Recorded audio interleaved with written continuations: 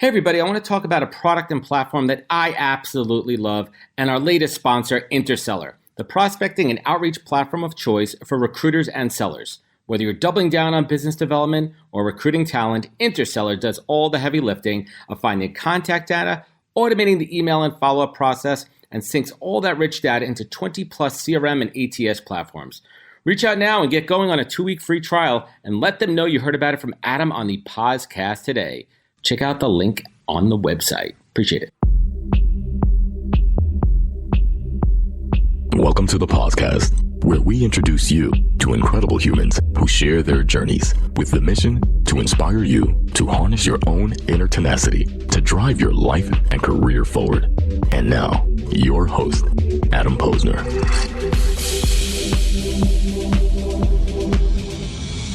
Welcome, everybody. It is currently 1:20 on day 2, technically, of VCon. I'm here with Shannon Snow. She is the COO of the World of Women, as you can see behind us. One of my favorite projects in all of Web3, and we'll get to that in a little bit here. But let's find out a little bit more about Shannon. Shannon, did you go to sleepaway camp as a kid? Did you go to day camp or any type of summer camp? I wanted to go to sleepaway camp. Thank you for asking me. I've been waiting to air this. I always wanted to go to camp. I have an older brother who's 9 years older, so a lot of space in between. Almost had only child syndrome. I wish I had gone. Why do you ask? Because this is as close as you're going to get to sleepaway camp. So we call this V Camp, right? That's what's happening here. Because if you look around, everyone's happy and smiling. And they're seeing old friends, they're making new friends, and that's really what it's all about in community. And we'll get to that in a moment. And we're going to get to the meaning and the story of World of Women. But I want to talk about your journey, which I think is super unique and awesome. And for anyone who does not know Shannon out there, Shannon worked at 2 little companies. I think they're called Google and Meta. What was your first job, though, out of school? My first job out of school, I went to school in Boston at Wellesley College. It's an all-women's college, which I do like to note because it's very pertinent to now being at World of Women. Did like the dudes sneak in on the weekends? Is that how it worked there? Let's get some inside baseball. It's a sister school to MIT, so there's a lot of action. But actually how I ended up there is I went to a high school that had recently changed from being all male to accepting women. And so after that experience, it was great, but I was like, I just want to be at a place where they want to educate women, and that's how I ended up at Wellesley. So yeah. And we're gonna see this thread continue as we talk about Shannon's journey for a moment here. Google. Let's talk about your time at Google. Was it always on your radar as a place you wanted to work, or was it a dream company, or how did you get into Google? So I was at Stanford. I was doing a master's degree, and I had a lot of friends that were interested in it. Obviously, it was growing. Larry and Sergey were actually spending some time on the grad school campus. Obviously Google was growing, so I definitely had an opportunity to meet Larry like in the early days on the Google campus. But I really loved what they were doing, right? It seemed like a lot of the smart people were going over there. They were scaling and growing. And I kind of had a choice to make after I finished my degree. I studied communications. My goal was to be a journalist and have my career go that way.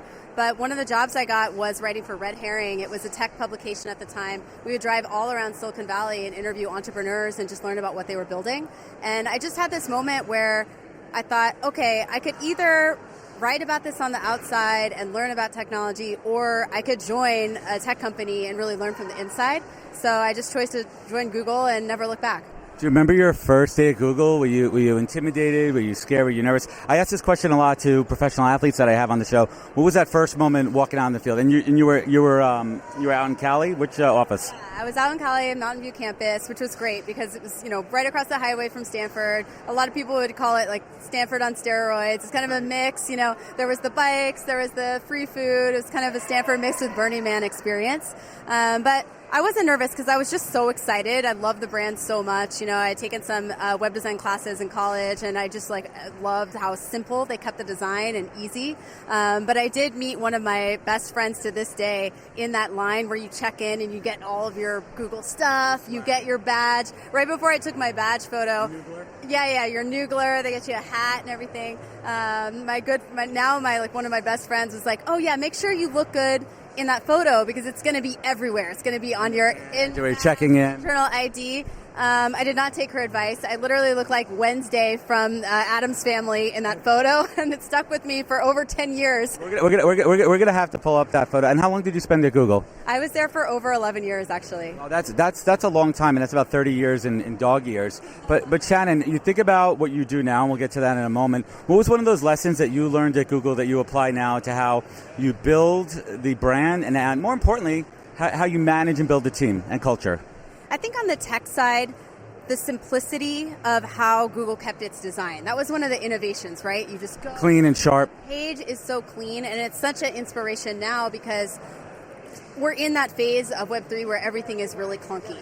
And we're trying to get to this place where we don't have as much friction, right? And I'm so inspired by how Google, they try to just keep it easy and accessible, right? We kind of forget that, accessibility is key. Right, the internet wasn't as pervasive as it is now, right? We have so many more people who have technology woven into what they do.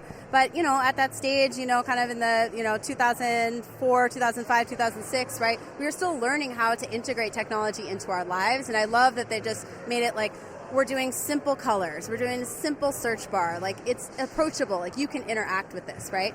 And I think that that's what we are really trying to do from a World of Women standpoint in terms of making it acceptable and okay to be in this Web3 space, because as a woman, as someone who's maybe coming from a diverse background that doesn't feel really native to the tech culture, you need that point of entry that says it's for you. Yeah, and we're going to get to that in a second, because I think that's the beauty of the World of Women project is accessibility and onboarding. But real quick, let's talk about your time at Meta. Back then it was called a little company called Facebook.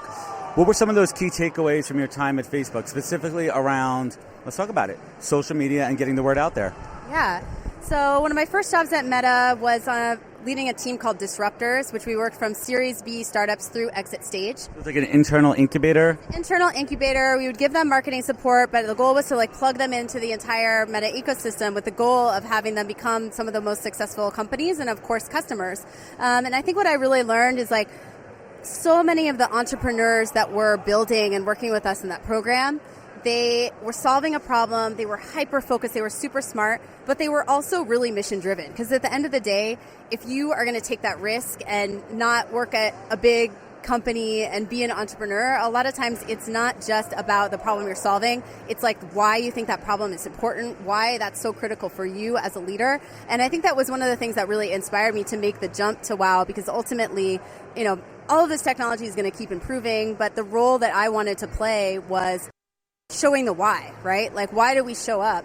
And really why World of Women is here is because we didn't want to see the same stereotypes perpetuated in Web3 that we saw in Web2.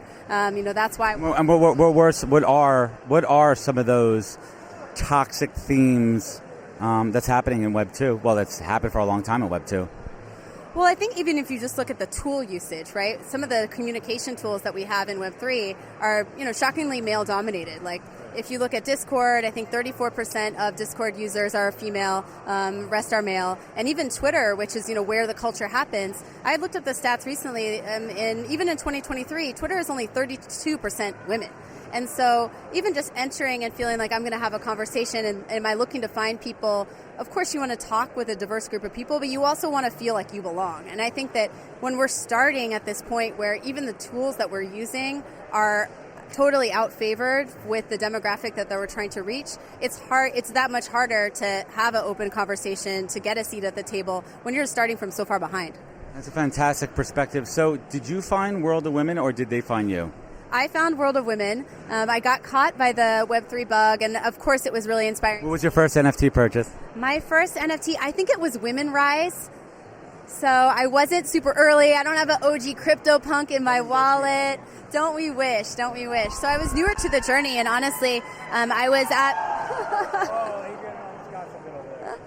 I was at Facebook when it became Meta, right? When we made that transition into the metaverse. And I started thinking a lot about what's the next generation of technology. And so obviously there was one view where it's this is going to be driven by VR, AR, metaverse, right? then there's the view of, maybe AI is going to drive the next opportunities. And, certainly in Web3, like we believe like ownership, creators is going to drive that. And so as I began thinking about that more, I wanted to learn about what was happening in Web3 and really like the cultural trends. Started buying NFTs, especially ones that had social missions, joined World of Women. And then when I saw that they needed a COO as they scaled, I put my hat in the ring because I knew that it was something I'd be happy and grateful to dedicate my time to. Hey, what's up, everybody? People ask me all the time, Adam, where do you get your alpha from every day in the Web3 space? And my go-to is The Daily Ralpha. The Daily Ralpha is the best newsletter about what's going on in the Web3, NFTs, and emerging tech world. Get market intel, drops to watch, early project finds, the hottest NFT art, news, jobs, tools, and more delivered directly to your inbox every day for absolutely free. Join over 85,000 people who get the Daily Ralpha and get everything they need to know in 5 minutes or less. It's like the morning brew or their skim of Web3, and more than 500 editions so far. I get this every day, and so should you. Check it out and subscribe at dailyralpha.com. DAILYRALPHA.com. Check it out. Do you have any reservations going from a insanely large, well-structured conglomerate organization to going to essentially a startup? Not at all. I mean, I think that what it's really easy to lose sight of is, even though I worked in big tech for so long, when I joined tech, it was really a mission-driven thing. It was like, we can really change lives with technology. Like, the mission of Google was like, we are going to make information accessible to people through technology. And for me, it was always really mission-driven. And so at the end of the day, I wasn't working in big tech because I wanted the security, the infrastructure, the resources. All that was amazing. For me, it was like, I think tech is going to change lives. I feel grateful that I have the opportunity to work in it. I want to have it change lives in a way that is meaningful and positive impact. And I saw that Google, I think, definitely, has made us have access for information way more. But then when we saw mobile, and then we saw, I would say that there's a lot of debate in terms of what was the impact on society with social media, right? It brought positive, negative. But there were some downfalls. And so I thought that, for me, it was like, I'm always working on this side of using technology for good. And so this was just a natural next step. When you came over to World of Women, what was one of those first challenges that you took on that needed to be addressed? The biggest thing was the market moves really quickly, and we're seeing this now with creator royalties go down, right? You have to be very nimble and adaptable to how are you going to pace with these changes and how are you going to bring your community along. So a great example, right, when I joined, we really thought that the next business model for World of Women was going to be digital fashion, right? I mean, we're a women's brand. I mean, we had beautiful derivatives. I mean, we still do, right? And I think that is certainly like a portion of what we do and something that's exciting. But when we look at where metaverse technology is at, we're pretty far from interoperable metaverse where you can purchase a digital item and bring it wherever you go. So while I see that as something that we certainly are for and we will play a role in when it gets there, that can't be our 100% focus, because we need to be able to serve our community, monetize, interact with the community where it's at now versus only building for that future that may be 5 or 10 years away. I mean, composability is certainly a key element of Web3. For folks out there that are not familiar, how would I explain, Shannon, World of Women to my mom? What is World of Women? I always say, and no offense, Mom, I love you, but I call it, how would I explain something to my mom in this space? My mom's always like, what do you do for a living? By trade, I'm a recruiter. That's an easy one. But even try to explain Web3. But let's talk a little bit about the brand. What does it stand for and what is the mission? I'm sure she's Rosie. So Rosie Posey. World of Women is a community that believes, like you do, that women deserve a place on the table. How you access this community is you pick out an avatar. We have 10,000 diverse women of the WoW collection and even more in WoW Galaxy. You choose an avatar that resonates with you. You're able to purchase it, and it unlocks both the community and different experiences. We had a Madonna concert that your NFT unlocked a ticket to. We had a Purple Carpet Gala where we gave awards and celebrated people that were innovating in all different disciplines that we share. And it's a way for you to access whether it's in-person events, concerts, communication channels like Discord. And over time, you will be able to actually take that avatar and, if you want, build a business around it. Eva Longoria took her WoW. She created products with it because she owns the IP, and those products sold, and she was able to raise money for a charity that she was passionate about. So if you want to do that, you can. If you don't, you can enjoy beautiful art with your community. Right, it opens up a lot of doors. So for me, big thing about my web journey and why I love supporting projects like the Untitled Tribe and World of Women is for my daughter. And experiencing and bringing, she's turning 11, and this is how I onboard her. She just created her first wallet with Miss O'Cool Girls, another fantastic project. They're a fantastic project out there. Talk to us a little bit about onboarding the younger generation and how World of Women is taking that initiative to heart and moving it forward. We feel very passionate that if we don't onboard, we're not going to be able to expand, we're not going to be able to fulfill our mission. So this is one of the core things that we're doing at WOW. We have a program called Let's Mint that teaches women and girls how to learn about NFTs, navigate the space, as well as mint their first NFT. And part of our goal with that is you start out really often learning art in school. You know, I think all of us remember being young, like learning how to create art. And what's so cool is, as a natural extension, now you can create art in a digital way. And maybe that leads to, you know, actually creating your first NFT, maybe getting interested in technology. So we want art to be a gateway into that learning and empowerment, because ultimately these things through some of the UI issues that make Web3 hard to access. But ultimately, if you know about the technology and you feel comfortable with it, maybe you can get a job in Web3. Maybe you can get a job in tech. Maybe you can expand your career opportunities. So we are scaling the Let's Mint program, which helps those women and girls on board. We've done some great activations, including with Ledger. We did a quest that allowed you to learn all about Web3 security. You answered an extremely detailed 30-point quiz, and then those that were selected actually got a World of Women branded ledger so that you can hold and keep your crypto safe.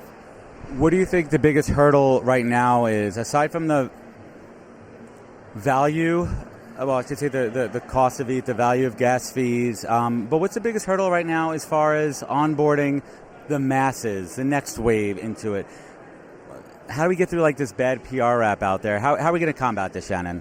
Well, we've really lost a lot of trust. I mean, I think that when we saw so many coins collapse, exposing a lot of bad behavior, and certainly FTX. I mean, when I talk to my family about how it's going, they're like, FTX, like, are you okay? Right? Like, we are not creating exactly. Some of the major moments that this industry have not built trust. And so we really need to build back from that. I think what is going to have a huge move on that are programs like the Starbucks Odyssey program, where they're taking a use case, coffee loyalty, and then on the back end, completely, behind what the user sees, creating blockchain rewards that you can actually own, and giving like a tangible example of what you can do when you really own rewards that you have. And so I think as we see more brands figuring out how to make it simple as well as ownable for the average consumer, then I think that we'll be able to build back some of the trust that the industry lost. And I don't think people necessarily need to know how the sausage is made, right? My mom, Rosie Posey, doesn't need to see how the sausage is made. She just wants to make sure that she's getting her coffee rewards. Shannon, I deeply respect you and your journey and the brand you're building here. What advice would you give to my 11-year-old daughter as she grows up and matures and eventually gets into the workforce to remain confident, strong, and be a powerful woman? That's such a great question. I just got emotional thinking about you coaching your daughter that way. I love it. I think the secret that I learned when I was at Google that really helped me be confident is, even for an amazing company like Google that now we all know, that thing was built by kids that did not know what they were doing, that were making it up as they were going along. And I think a lot of times girls are told or somehow learn, not to be confident, that they need to look to someone else. And really the secret is no one knows the answer, but if you are passionate and are smart and you try, you will figure it out. And so I would say for her, if she is passionate about something and she's persistent, don't worry that someone else knows more than you. Like, we all have things to learn, and if you keep that learner mindset, like, you will be unstoppable. Shannon, I'm a tremendous fan of the brand, everything they're building here. Shout out to your incredible team, the artists. What do we have happening right here? Chris, you want to pan on that for a second? What do we got? Actually, hello. We wanted to feature, can you tell us a little bit about it? Yeah, so I think for your community lead, This is her world of women, and so my name is Roxo. I'm an artist from Miami, Florida. I'm a muralist and 305. Part of what I got into the Web3 space, my wife, she gave me the cosign to do this art full time. Fast forward a year, 2021 during Art Basel. Now I'm here, standing in front of you. This is beautiful, you know. Sick. I mean, Kashfi's wow is beautiful. She's such an icon in our community. I also live in the 305, so what up? We should do a mural like this in Miami with wows. Absolutely. Yeah, I would love it too. Inspire all the girls there to be like Kashfi and join the community. And again, what we're seeing here too is collaboration and inspiration here. This is going to turn into hopefully a digital piece of Shannon. Let's bring it home here. And this show for me is my masterclass, and I learned on the way having the ability to build relationships with incredible folks like yourself, awesome brands. Shannon, what is the single greatest piece of advice that you've ever received that you take action on every day? It could be a mantra when you wake up in the morning, something you run through your head that keeps you focused, eye on the prize, and really your beacon. Okay, the true one, and I will get emotional. Please, that's what we do here, right? These are real conversations, and I appreciate that. And vulnerability, I love having conversations because this is real. Like, we're chatting, we're getting to know each other through the podcast. And vulnerability is key, and I think that's something that is a theme with Gary Vee, is that it's okay to be vulnerable and share how you feel. What I'm also doing is giving you a minute to think about your full answer. No, I know my answer right off the bat, but it does get me every time. So my mom passed in 2019. The last thing that she really said that she had to get out before she went was don't forget compassion. And I feel that all the time, right? If you're compassionate in business, if you're compassionate with yourself, things work out. And so that's the message I would give to you. Thank you so much. And I'm happy. I'm sorry for making you emotional. I'm happy that you're sharing something so close to your heart. And I know your mom is really proud of you. And you're setting an immediate example for all the young ladies, the middle ladies, the old ladies, young girls, and everyone out there. Where could folks connect with you? Where could they learn more about World of Women? Yeah, so worldofwomen.art is our website, and check us out, World of Women, at Instagram. And there you have it, folks. Take a deep breath. That was a great one. And we're going to air this one on both of our shows, the Web3 show, The Immutable Mindset, and this will certainly be a proper podcast episode for everyone out there. Please connect with Shannon. Please check out World of Women. Spread the good word. Thank you. Thank you, Shannon. Wisdom is forever, but for us, it's time to go. Thank you for joining us. Luckily, we'll be back with our next episode soon, jam-packed with more incredible humans. Thank you for listening, subscribing, and sharing. To join the conversation, search the podcast on LinkedIn. And to catch up on past episodes and more info, please visit www.thepodcast.com.